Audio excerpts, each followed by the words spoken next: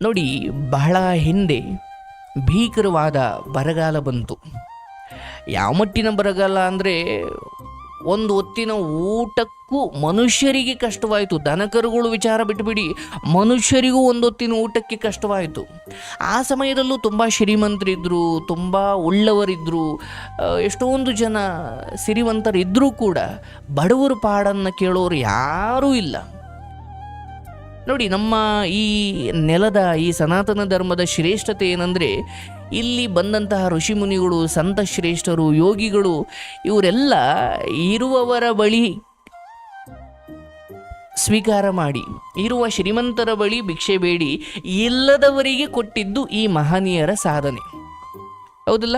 ಈಗ ನಮ್ಮ ಸಿದ್ಧಗಂಗಾ ಮಠದ ಶ್ರೀ ಶ್ರೀ ಶ್ರೀ ಶಿವಕುಮಾರನಾಥ ಸ್ವಾಮೀಜಿಯವರ ಬದುಕನ್ನು ತಗೊಂಡಾಗ ಯಾರೋ ಇರೋರ ಬಳಿ ಭಿಕ್ಷೆ ಬೇಡ ತಗೊಂಬರೋದು, ಇಲ್ಲದೆ ಇರೋರಿಗೆ ಕೊಡೋದು. ಇಲ್ಲದೆ ಇರೋದು ಅಂದರೆ ಗತಿ ಇಲ್ಲದೆ ಇರೋರು ಅಂತಲ್ಲ, ಆ ಕ್ಷಣಕ್ಕೆ ಅನ್ನ ಬೇಕಾಗಿರೋರಿಗೆ ಕೊಡೋದು, ಇರೋರ ಹತ್ರ ಇಸ್ಕೊಂಡು ಇಲ್ಲದವ್ರ ಹತ್ರ ಕೊಡೋದು. ಮಠಮಾನ್ಯಗಳ ಕೆಲಸನೇ ಇಂಥದ್ದಲ್ವಾ?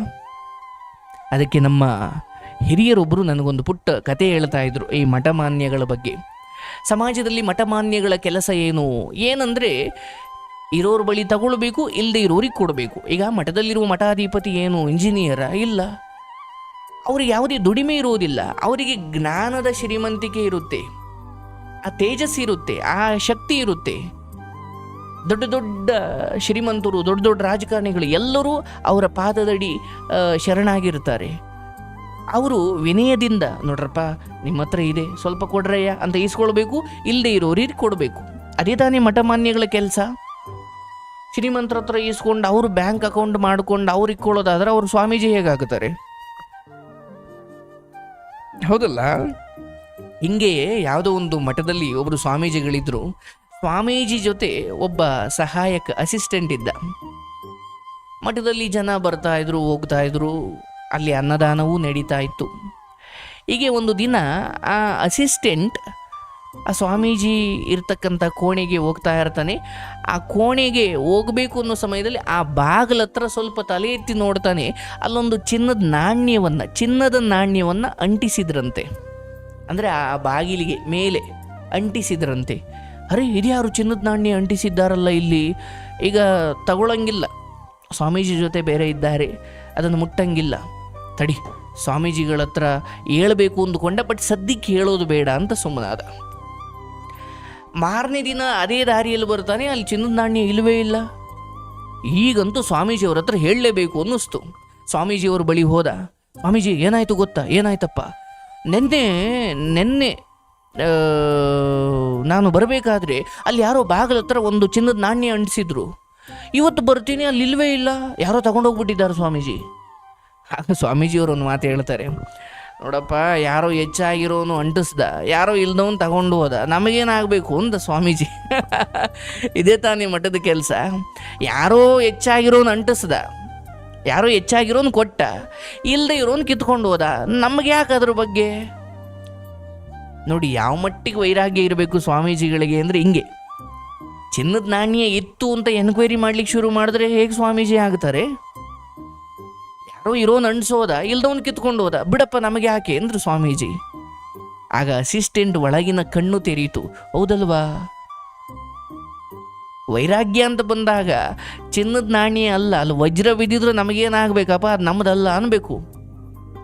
ಅಯ್ಯೋ, ನೆನ್ನೆ ಇಲ್ಲಿತ್ತು, ಇವತ್ತು ಯಾಕಿಲ್ಲ ಅಂತ ಎನ್ಕ್ವೈರಿ ಮಾಡ್ಲಿಕ್ಕೆ ಶುರು ಮಾಡಿದ್ರೆ ಅದ್ರ ಬದಲು ಹೋಗಿ ಮದುವೆ ಆಗಿ ಮಕ್ಳು ಮರಿ ಮಾಡ್ಕೊಂಡು ಬದುಕಪ್ಪ ಅನ್ಬೇಕಷ್ಟೇ. ಹೌದಲ್ವಾ? ಹಾಗೆ ಈ ಒಂದು ಸಮಯದಲ್ಲಿ ಭೀಕರ ಬರಗಾಲ ಬಂದುಬಿಡ್ತು. ಅಲ್ಲಿ ತುಂಬ ಜನ ಶ್ರೀಮಂತರಿದ್ದರು, ಆದರೆ ಬಡವರು ಪಾಡು ಕೇಳೋಕಿರಲಿಲ್ಲ. ಅಂದರೆ ಅವ್ರಿಗೆ ಅನ್ನ ಇಲ್ಲ, ದನಕರುಗಳಿಗೆ ಮೇವಿಲ್ಲ.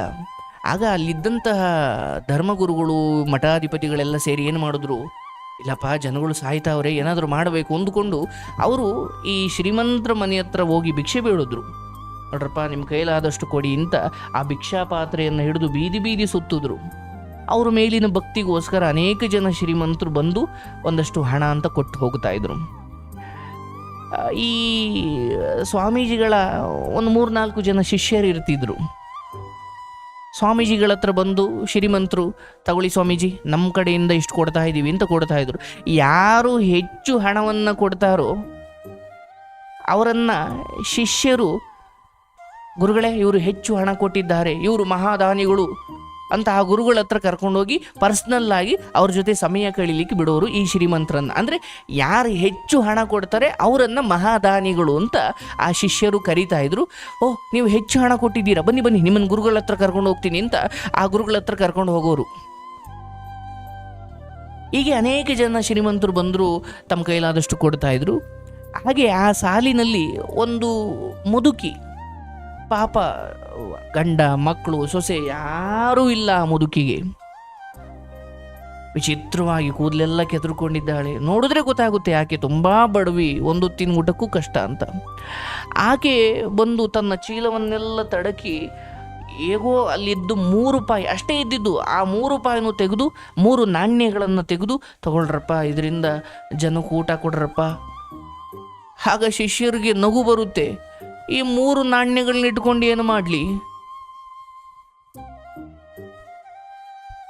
ಆಗ ಆ ವಯಸ್ಸಾದ ಮುದುಕಿ, ನಾನು ಒಮ್ಮೆ ಗುರುಗಳನ್ನು ನೋಡ್ಬೇಕ್ರಪ್ಪ. ಇಲ್ಲ ಇಲ್ಲ, ಹೆಚ್ಚು ದುಡ್ಡು ಕೊಟ್ಟವರಿಗೆ ಮಾತ್ರ ಗುರುಗಳಿಗೆ ದರ್ಶನ ಸಿಗುತ್ತೆ, ನೀನು 3 ನಾಣ್ಯ ಕೊಟ್ಟಿದ್ದೀಯಾ, ಹೋಗಮ್ಮೋ ಅಂತಾರೆ ಶಿಷ್ಯಂದಿರು. ಇದನ್ನ ಗುರು ಕೇಳಿಸ್ಕೊಂಡ್ಬಿಡ್ತಾರೆ. ಯಾರು? ಆ ಸ್ವಾಮೀಜಿಗಳು. ಅವರೇ ಬರ್ತಾರೆ. ಏನ್ರಪ್ಪ, ಏನು ನಡೀತಾ ಇದೆ ಇಲ್ಲಿ? ಗುರುಗಳೇ ನೋಡಿ, ಈ ಒಮ್ಮ 3 ನಾಣ್ಯ ಕೊಟ್ಟಿದ್ದಾಳೆ, ನಿಮ್ಮನ್ನು ನೋಡಬೇಕು ಅಂತ ಹಠ ಬೇರೆ ಮಾಡ್ತಿದ್ದಾಳೆ. 3 ನಾಣ್ಯಕ್ಕೆ ಏನು ಬರುತ್ತೆ ಗುರುಗಳೇ ಅಂತಾರೆ ಆ ಶಿಷ್ಯಂದಿರು. ಆಗ ಆ ಶಿಷ್ಯಂದರಿಗೆ ಆ ಗುರು ಬೈತಾನೆ. ಹೇ, ಏನು ದಡ್ರ ಥರ ಮಾತಾಡ್ತಿರೋ, ಕಳಿಸಿ ಆ ತಾಯಿನ ಕಳಿಸಿ ಅಂತ ಕರ್ಕೊಂಡೋಗಿ ಅಲ್ಲಿ ಕೂರಿಸ್ಕೊಂಡು ಶಿಷ್ಯರನ್ನೂ ಕೂಡ ಕರ್ಕೊಂಡು ಹೋಗ್ತಾನೆ. ಯಾಕಂದ್ರೆ ಅಲ್ಲೊಂದು ದೊಡ್ಡ ಪಾಠವನ್ನು ಹೇಳಬೇಕಾಗಿರುತ್ತೆ. ಆಗ ಗುರು ಹೇಳಲಿಕ್ಕೆ ಶುರು ಮಾಡ್ತಾರೆ ಆ ಸ್ವಾಮೀಜಿಗಳು. ನೋಡ್ರು, ನಿಜವಾಗಲೂ ಮಹಾದಾನಿಗಳು ಅಂದರೆ ಈ ತಾಯಿ ಕಣೋ, ಈ ಮುದುಕಿ. ಆ ಶಿಷ್ಯರಿಗೆ ಅಂದರೆ ಆಶ್ಚರ್ಯ. ಅಲ್ಲ, ಲಕ್ಷ ಲಕ್ಷ ಹಣ ಕೊಟ್ಟವರು ಇದ್ದಾರೆ, ಇವರು ಅದರ ಮುಂದೆ 3 ನಾಣ್ಯ ಕೊಟ್ಟಿರೋ ಇವರು ಹೆಂಗೆ ಮಹಾದಾನಿ ಆಗುತ್ತಾರೆ? ಆಗ ಗುರುಗಳು ಹೇಗೆ ಅಂತ ಒಂದು ಮಾತು ಹೇಳ್ತಾರೆ. ನೋಡ್ರಪ್ಪ, ಆ ಶ್ರೀಮಂತರ ಬಳಿ ಕೋಟಿ ಕೋಟಿ ಇದೆ ಕಣ್ರಪ್ಪ. ಅವರು ತಮಗೆ ಬೇಕಾದದ್ದನ್ನು ಚೆನ್ನಾಗಿ ಇಟ್ಕೊಂಡು ಆಮೇಲೆ ಏನೋ ಒಂಚೂರು ತಂದಿಲ್ಲಿ ಕೊಟ್ಟಿದ್ದಾರೆ. ಆದರೆ ನಮಗೆ ಕೊಡೋಕ್ಕಿಂತ ಮುಂಚೆ ಅವರಿಗೆ ಬೇಕಾದ ಎಲ್ಲವನ್ನ ಅವ್ರು ಇಟ್ಕೊಂಡಿದ್ದಾರೆ. ಏನೋ ಸ್ವಲ್ಪ ತಂದು ನಮಗೆ ಕೊಟ್ಟಿದ್ದಾರಷ್ಟೇ. ಆದರೆ ಈ ಮುದುಕಿ ತನ್ನ ಚೀಲದಲ್ಲಿ ತನ್ನ ಹತ್ರ ಇರೋದೇ ಇಷ್ಟು, ಇರೋದನ್ನು ಎಲ್ಲವನ್ನೂ ಕೊಡೋರು ಮಹಾದಾನಿನೋ, ಈ ತನಗೆ ಬೇಕಾದಷ್ಟು ಇಟ್ಕೊಂಡು ಪರವಾಗಿಲ್ಲ ಅಂತ ಒಂಚೂರು ಕೊಡೋರು ಮಹಾದಾನಿನೋ? ನೀವೇ ಹೇಳ್ರಿ ಅಂತಾನೆ. ಆಗ ಶಿಷ್ಯರಿಗೆ ಒಳಗಣ್ಣು ತೆರೆದಿರುತ್ತೆ. ಹೌದಲ್ವಾ? ಪಾಪ ಈ ಮುದುಕಿ ಆ 3 ನಾಣ್ಯದಲ್ಲಿ 3 ದಿವಸ ಊಟ ಮಾಡ್ಬೋದಿತ್ತು. ತಾನು ಹಸ್ಕೊಂಡಿದ್ರು ಪರವಾಗಿಲ್ಲ ಅಂತ ತನ್ನ ಎಲಡಿಕೆ ಚೀಲವನ್ನೆಲ್ಲ ಒದರಿ 3 ರೂಪಾಯಿ ತೆಗೆದು 3 ನಾಣ್ಯಗಳನ್ನು ಕೊಟ್ಲು. ಅವಳಿಗೆ ನಾಳೆಗೆ ಅಂತ ಆ ನಾಣ್ಯ, ಆಕೆ ಹತ್ರ 1 ರೂಪಾಯಿಯೂ ಇಲ್ಲ, ಇರೋದೆಲ್ಲವನ್ನೂ ಇಲ್ಲೇ ಕೊಡ್ತಿದ್ದಾಳೆ. ಇರೋದೆಲ್ಲವನ್ನು ಕೊಟ್ಟ ಈ ಮುದುಕಿ ಮಹಾದಾನಿಯು ತಮ್ಮ ಮನೆಗೆ ಬೇಕಾದದ್ದನ್ನೆಲ್ಲ ಇಟ್ಕೊಂಡು ಒಂದು ಸ್ವಲ್ಪ ಅದರಲ್ಲಿ ಕೊಟ್ಟ ಅವರು ಮಹಾದಾನಿಯೋ, ಶ್ರೀಮಂತರು ಮಹಾದಾನಿಯೋ. ಅವರಿಗೆ ಆ ಶಿಷ್ಯರಿಗೆ ಅರ್ಥವಾಗಿರುತ್ತೆ. ಆ ಅಜ್ಜಿ ಕಾಲಿಗೆ ಬಿದ್ದು ಕ್ಷಮೆ ಕೇಳ್ತಾರೆ. ನೋಡಿ, ಇದೊಂದು ಕತೆ. ಮಹಾದಾನಿ ಯಾರು? ಕಡು ಬಡವಿ, ಏನೂ ಇಲ್ಲದ ಒಂದೊತ್ತಿನ ಊಟಕ್ಕೂ ಕಷ್ಟವಿರುವ ಆ ಅಜ್ಜಿ ಮಹಾದಾನಿಯಾಗಿದ್ದು ಹೀಗೆ. ಅಂದರೆ ಇದರ ಅರ್ಥ, ನಮಗೆ ಬೇಕಾದ್ದನ್ನು ನಾವಿಟ್ಕೊಂಡು ಅಥವಾ ನಮಗೆ ಬೇಕಾದಷ್ಟು ನಾವಿಟ್ಕೊಂಡು ಏನೋ ಮಿಕ್ಕಿರೋದ್ರಲ್ಲಿ ಸ್ವಲ್ಪ ಕೊಟ್ಟರೆ ಅದು ಮಹಾದಾನ ಅಲ್ಲ. ನಾವು ಹಸ್ಕೊಂಡಿದ್ರೂ ಪರವಾಗಿಲ್ಲ, ಅಥವಾ ನಾವು ನಮಗೆ ಬೇಕಾದಷ್ಟು ಇಟ್ಕೊಂಡು ಅಥವಾ ಸ್ವಲ್ಪ ಇಟ್ಕೊಂಡು ಜಗತ್ತಿನ ಲೋಕ ಕಲ್ಯಾಣಕ್ಕೋಸ್ಕರ ತ್ಯಾಗ ಮಾಡ್ತೀವಲ್ಲ, ಅದು ಮಹಾದಾನ. ನಮ್ಮ ಕೈಲಾದಷ್ಟು ಕೊಡೋದು ದಾನ, ಆದರೆ ನಮ್ಮ ಹತ್ರ ಇರೋದು ಎಲ್ಲವನ್ನು ಕೊಡೋದು ಮಹಾದಾನ. ಹಾಗಾಗಿ ನಾವು ಮಹಾದಾನಿಗಳಾಗಲಿಕ್ಕೆ ದೊಡ್ಡ ಕೋಟ್ಯಾಧಿಪತಿಗಳೇ ಆಗಬೇಕಾಗಿಲ್ಲ. ಆ ಅಜ್ಜಿ ಥರ ನಮ್ಮ ಕೈಲಿ ಏನು ಸಾಧ್ಯವಾಗುತ್ತೋ ಅಷ್ಟನ್ನೆಲ್ಲವನ್ನು ಕೊಡ್ಲಿಕ್ಕೆ ಸಾಧ್ಯ ಆದರೆ ಅದು ಅದ್ಭುತ.